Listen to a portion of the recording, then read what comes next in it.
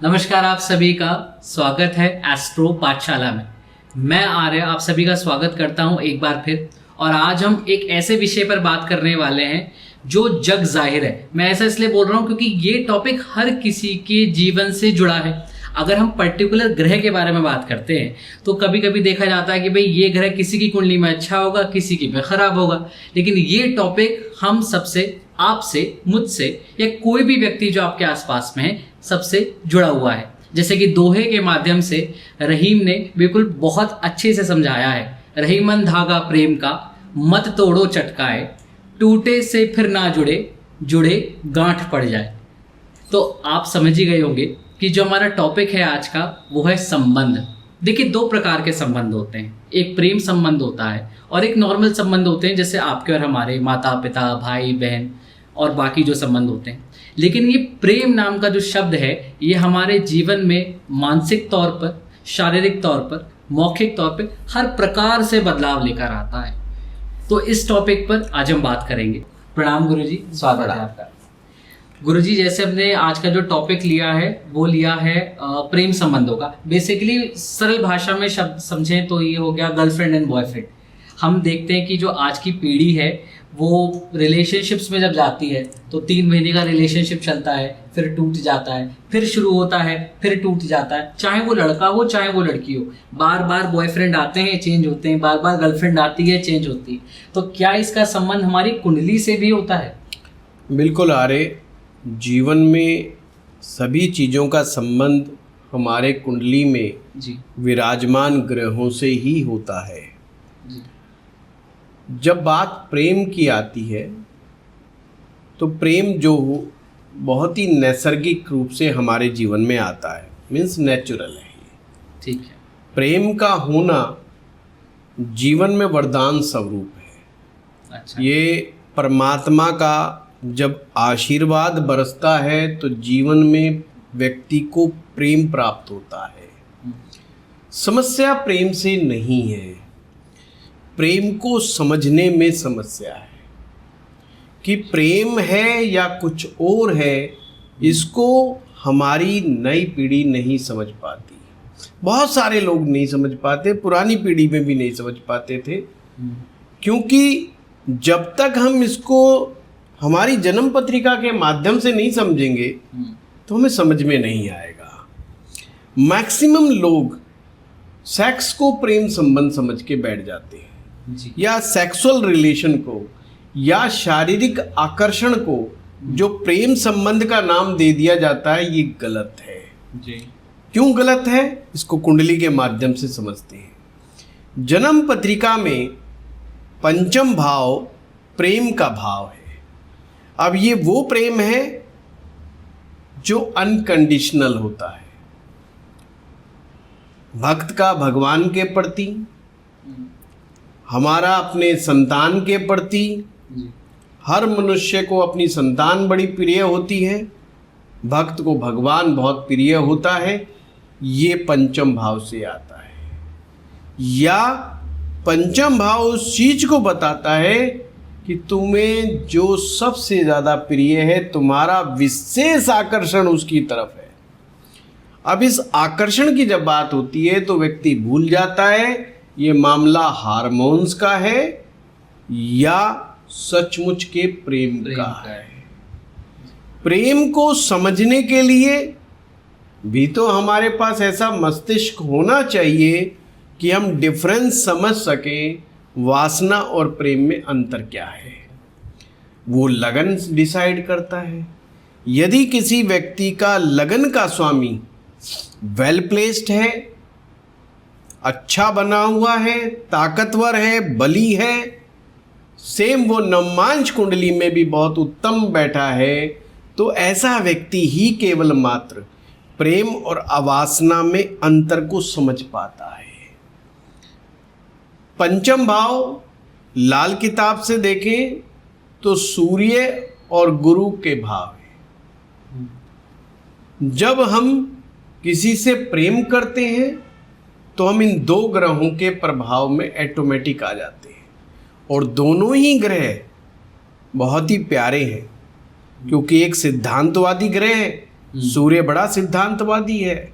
जिसके प्रति प्रेम है, जिसको एक बार स्वप्न में भी प्रॉमिस कर दिया तो प्रॉमिस निभाता है। प्रेम का मतलब केयरिंग भी है।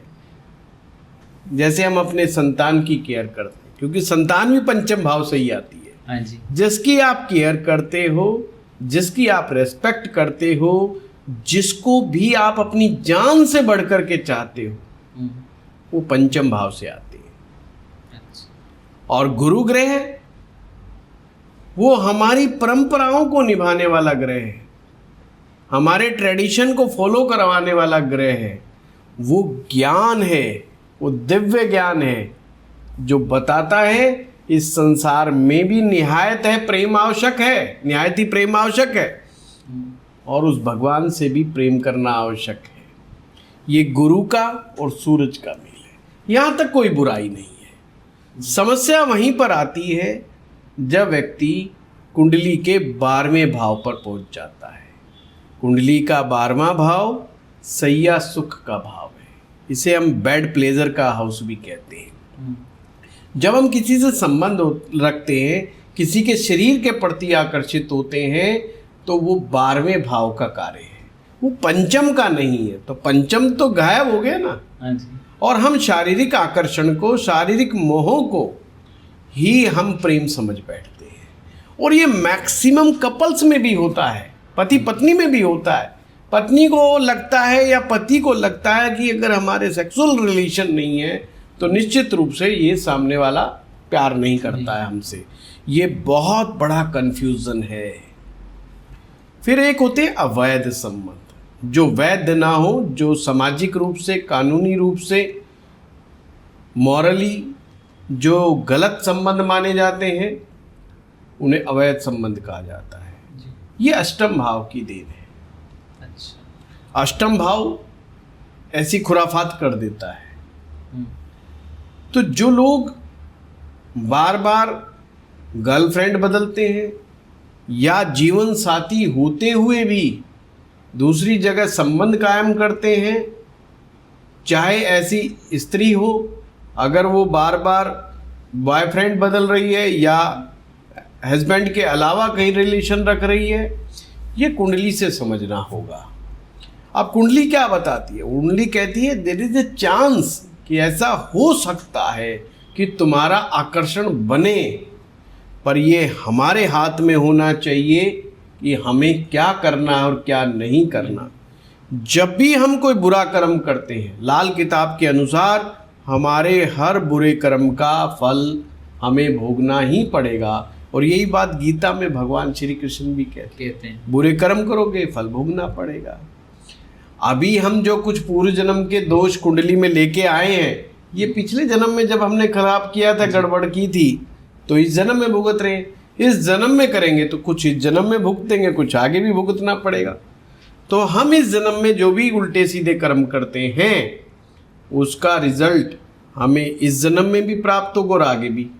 यानी कि हम दोनों ही जन्मों का बेड़ा गर्क करने जा रहे हैं। और अगर इसकी समझ डेवलप नहीं है तो समझना जरूरी है। लगन का स्वामी, अगर मैं वैदिक ज्योतिष से बताऊं, लगन का स्वामी बहुत अच्छा होना चाहिए, वेल प्लेस्ड होना चाहिए। लाल किताब से समझाऊं तो अगर कुंडली में किसी का सूर्य और गुरु 2 ग्रह अच्छे बैठे हैं, तो वो व्यक्ति केवल और केवल प्रेम ही कर सकता है। प्रॉमिस करेगा, वादा करेगा, निभाएगा मरते दम तक। अगर कुंडली में सूर्य और गुरु ग्रह की स्थिति ठीक नहीं है, उसके मन में भटकाव रहेगा, वही व्यक्ति है जो समझ नहीं पाएगा प्रेम क्या है और यह हार्मोन्स क्या है। 18 साल से लेकर के और 25 वर्ष की आयु तक जितने भी प्रेम संबंधों की बातें होती हैं, ये सिवाय हार्मोन्स के और कुछ नहीं है। उसके बाद एक मैच्योरिटी डेवलप होती है। इसीलिए तो हमारे यहाँ पर क्या करते हैं कि विवाह के लिए माँ बाप आगे आते हैं जी। इस उम्र में अगर विवाह हो रहा है तो माता पिता द्वारा होना ज़्यादा उचित है। ऐसी उम्र में लव मैरिज कई बार हानि का एक कारण बन जाती है, नहीं करना चाहिए। दूसरी चीज, अगर कुंडली में शुक्र ग्रह की स्थिति खराब है तो ऐसे लोग फिजिकली तो नहीं पर मानसिक रूप से जीवन साथी बदलते रहते हैं। उनको कहीं पर भी किसी से सेटिस्फेक्शन मिलता ही नहीं, उनके मन में हमेशा भटकाव की स्थिति ही बनी रहती है। तो इसलिए अपने बच्चों को समझाएं, बच्चों की कुंडली किसी विद्वान को, दैवज्ञ को दिखाएं और उनसे पूछें अगर इन ग्रहों की कंडीशन ठीक नहीं है तो सबसे पहले उन कंडीशंस को ठीक करने का प्रयास करें। जब भी कोई लड़की अपनी मर्जी से शादी करने के चक्कर में घर से भाग जाती है या समाज को तो भूल जाओ, अपने परिवार की नहीं सुनती है, या लड़का भी ऐसा ही कुछ करता है, तो उनके ग्रह को अगर आप देखेंगे तो निश्चित रूप से सूर्य की स्थिति, गुरु ग्रह की स्थिति अच्छी नहीं होगी, शुक्र की स्थिति भी कोई बहुत अच्छी नहीं होगी। साथ में उसके दिमाग के ऊपर या पंचम भाव में या धर्म का भाव नवम भाव में राहु का इम्पैक्ट आपको देखने को मिलेगा। राहु के दुष्प्रभाव से व्यक्ति विजातीय संबंध बना लेता है। विजाति मतलब अपने जाति से भिन्न संबंध बनाता है या अजीबोगरीब काम करने की कोशिश करता है। क्यों अलग हट के काम करूंगा, मेरे बाप दादा सब ने लव मैरिज किसी ने भी नहीं की तो मैं लव मैरिज करके दिखाऊंगा, वो ख्वाब बना करके बैठ जाते हैं। इसलिए कुछ लोग तो यहाँ तक ललायित रहते हैं कि भाई कुछ भी हो जाए, हाँ भाई सामने वाला पसंद है या ना पसंद है, भाई हमारी लव मैरिज हो गई, भाई ये इसमें अपनी वो श्रेष्ठता मान के बैठे हैं। विवाह संबंध चाहे लव मैरिज हो चाहे अरेंज मैरिज हो, मैरिज का उद्देश्य एक ही होता है, वो होता है दो लोग मिलकर के इकट्ठी जीवन की रेस्पॉन्सिबिलिटी लेते हैं।